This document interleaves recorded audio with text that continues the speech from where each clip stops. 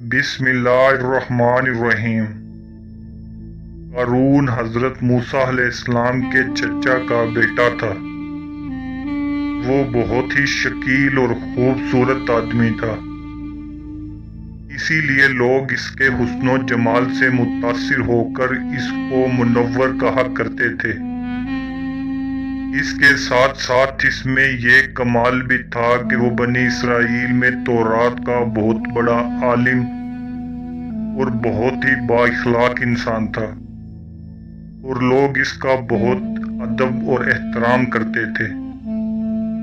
لیکن بے شمار دولت ان کے ہاتھ آتے ہی اس کے حالات ایک دم تبدیل ہو گئے، اور وہ سامری کی طرح منافق ہو کر حضرت موسیٰ علیہ السلام کا بہت بڑا دشمن ہو گیا، اور اعلیٰ درجے کا متکبر اور مغرور ہو گیا۔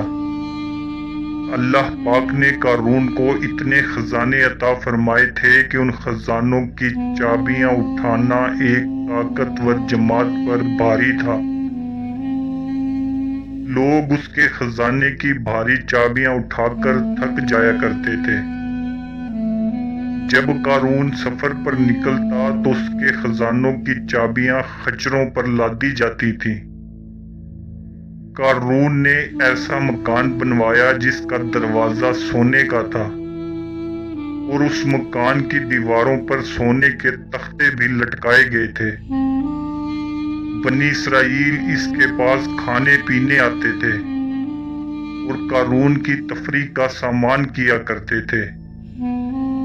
جب زکوٰۃ کا حکم نازل ہوا تو اس نے حضرت موسیٰ علیہ السلام کے سامنے یہ عہد کیا کہ وہ اپنے تمام مال میں سے 1000واں حصہ زکوٰۃ نکالے گا۔ مگر جب اس نے مال کا حساب لگایا تو ایک بہت بڑی مقدار زکوٰۃ کی نکلی۔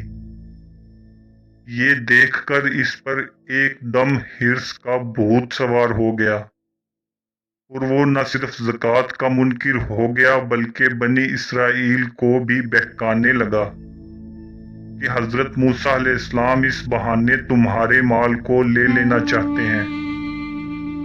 یہاں تک کہ حضرت موسیٰ علیہ السلام سے لوگوں کو بدظن کرنے کے لیے اس ملعون نے یہ گندی اور گھناؤنی چال چلی کہ ایک عورت کو بہت زیادہ مال اور دولت دے کر آمادہ کر لیا کہ وہ آپ علیہ السلام پر بدکاری کا الزام لگائے۔ چنانچہ عین اس وقت جب کہ حضرت موسیٰ علیہ السلام وعظ فرما رہے تھے، قارون نے آپ کو ٹوکا کہ فلاں عورت سے آپ نے بدکاری کی ہے۔ حضرت موسیٰ علیہ السلام نے فرمایا کہ اس عورت کو میرے سامنے لاؤ۔ چنانچہ وہ عورت بلوائی گئی تو حضرت موسیٰ علیہ السلام نے فرمایا، اے عورت، اس اللہ کی قسم جس نے بنی اسرائیل کے لیے دریا کو پھاڑ دیا اور عافیت اور سلامتی کے ساتھ دریا کے پار کروا کر فرعون سے نجات دی، سچ سچ بتاؤ کہ واقعہ کیا ہے؟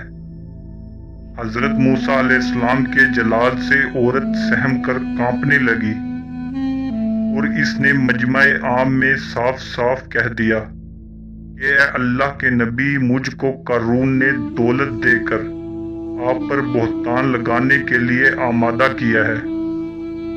اس وقت حضرت موسیٰ علیہ السلام آپ دیدہ ہو کر سجدہ شکر میں گر پڑے، اور بحالت سجدہ آپ نے یہ دعا مانگی کہ یا اللہ قارون پر اپنا قہر اور غضب نازل فرما۔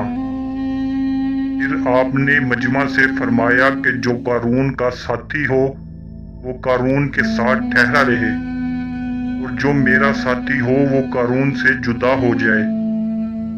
چنانچہ 2 ملعونوں کے سوا تمام بنی اسرائیل قارون سے الگ ہو گئے۔ پھر حضرت موسیٰ علیہ السلام نے زمین کو حکم دیا کہ اے زمین تو اس کو پکڑ لے، تو قارون ایک دم گھٹنوں تک زمین میں دھنس گیا۔ پھر آپ نے دوبارہ زمین سے فرمایا تو وہ کمر تک زمین میں دھنس گیا۔ یہ دیکھ کر قارون رونے اور بلبلانے لگا اور قرابت اور رشتہ داری کا واسطہ دینے لگا، مگر آپ نے کوئی لحاظ نہ فرمایا، یہاں تک کہ وہ بالکل زمین میں دھنس گیا۔